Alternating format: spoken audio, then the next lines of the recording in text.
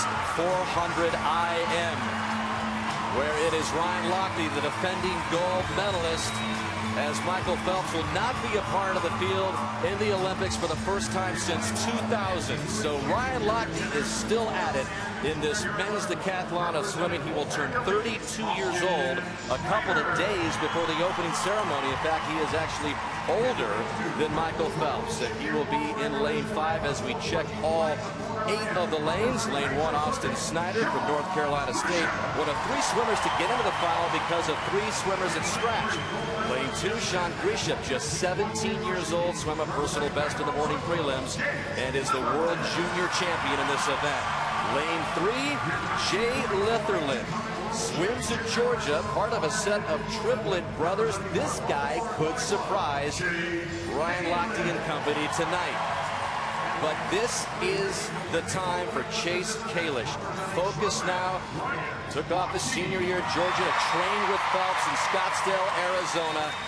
And he's got a chance at the 200 fly, but this represents his best chance to be a first-time Olympian. And there is Lochte trying to join Phelps and Jason Lezak as the only American male swimmers to make it to 4 Olympics. Gunnar Bench is in lane 6, also trains at Georgia with Litherland. Lane 7, Abram Devine. He got in because of one of those 3 swimmers that scratched, and so did Charlie Swanson in lane 8, just 18 years old, also benefiting from the scratches, which included Olympian Tyler Clary, who chose not to go in the finals here. But there is Kalish, and we expect it to be Rowdy, Kalish, and Lochte to nail down the first 2 Olympic berths, but it's going to be one heck of a race.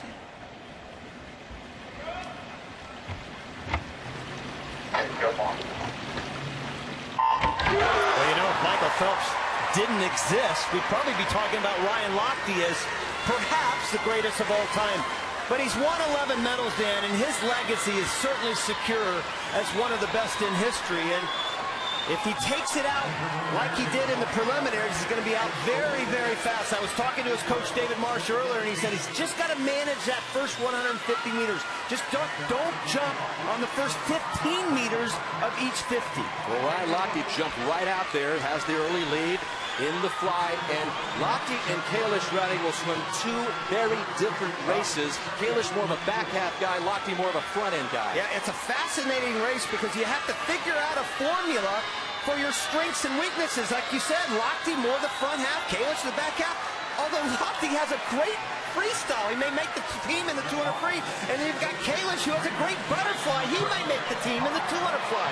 So it's a wacky kind of race when it comes to strategy. And then you've got Abram Devine down there in lane 7, who was second after the fly as they hit the backstroke, and Lochte is so good in this discipline as well. 6 months ago, Rowdy, this race was really in Lochte's rearview mirror until he had a really good showing in Austin, Texas. And he told his coach, Dave Marsh, maybe I should still swim this race, and here he is. He had pretty much given up hope on this race, Dan. And then in January in Austin, David Marsh said, let's just get in and see how you do in this 400 IM. He went 4:12, and all of a sudden the light clicked back on and said, hey, you know what? Maybe I do have a chance to do this again. Lochte is 2.5 seconds ahead at this point where he was this morning. You've got Kalish, who is above him in lane 4, who's inching up there a little bit to maybe take over the 2nd spot as they hit the next stroke, the breaststroke, as we approach the halfway mark. But look how far out Lochte is. We knew he would have the advantage in the first half of the race. Lochte touches first. Kalish is moving to the 2nd position, but he's almost 3 seconds back of Lochte. He's about a 1.5 seconds faster than he went in the prelims. Now you'll see Kalish right there with that white cap. He'll start to inch up on Lochte. He is a better breaststroker, even though Lochte has improved dramatically on his breaststroke over this generation of swimming he's had. He's much better than Lochte. Keep an eye on Jay Litherland, also up there in lane number 3. He's a great closer. He had the fastest 100 free of anybody in this field. If he's close with 100 meters left, he may have a shot. Lochte said about this 400 IM, I still like the challenge. It is the most grueling event in the entire sport. And there is Kalish, who's challenging him just above him. And above Kalish is Jay Litherland. They seem to be the only 3 swimmers who have a chance right now to get into the top 2. And here comes Kalish. Kalish inching up on Lochte as they get ready to hit the final 100 meters in the free. Kalish is going to pass Lochte now in the breaststroke as they hit the 100. Well, Kalish looked spectacular on that third 100. You can't let up on that breaststroke, and Kalish just blew right by Lochte. Kalish maybe realizing that this is his time. Way out ahead of Lochte, and now with Litherland up there in lane 3 and Lochte fading, Lochte has to keep an eye on him. Top two get to Rio. There's no question. Lochte's breathing to his right, so he can see Litherland over there in lane number 3, and he's actually kind of coming up on Chase Kalish a little bit, and here comes Litherland as well. Yeah, Lochte's not going to totally die. Kalish still has the clear lead, 50 meters left. Kalish maybe just 40 meters away from his first Olympic berth. Lochte looking for Olympic berth number 4, and here comes Litherland up there in lane 3, giving Lochte a challenge. I think Litherland's going to go by Ryan Lochte. He is. Here comes Litherland. Lochte is fading. Kalish is going to finish first, and Jay Litherland up there in lane 3 trying to hold off Lochte, who is charging.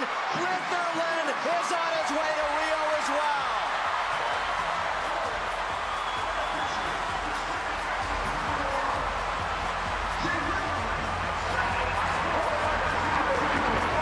They're teammates in Georgia, so we've got a Bulldog sweep 1-2 to start off these trials, and we've got 2 first-time Olympians. Well, the 200 turn, you have to maintain that tempo in the backstroke.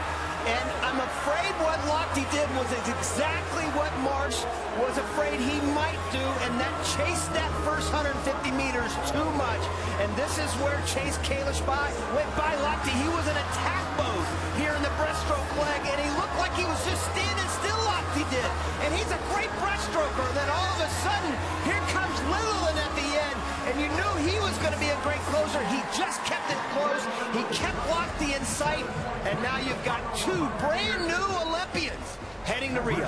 And boys, are going to be a celebration tonight. Remember, Jay Litherland, a part of a set of triplet brothers. He's got 2 other brothers here swimming here. They're going to be celebrating Jay into Rio, and Chase Kalish is going to get a big-time congratulatory hug from Michael Phelps, who's been training with him for years.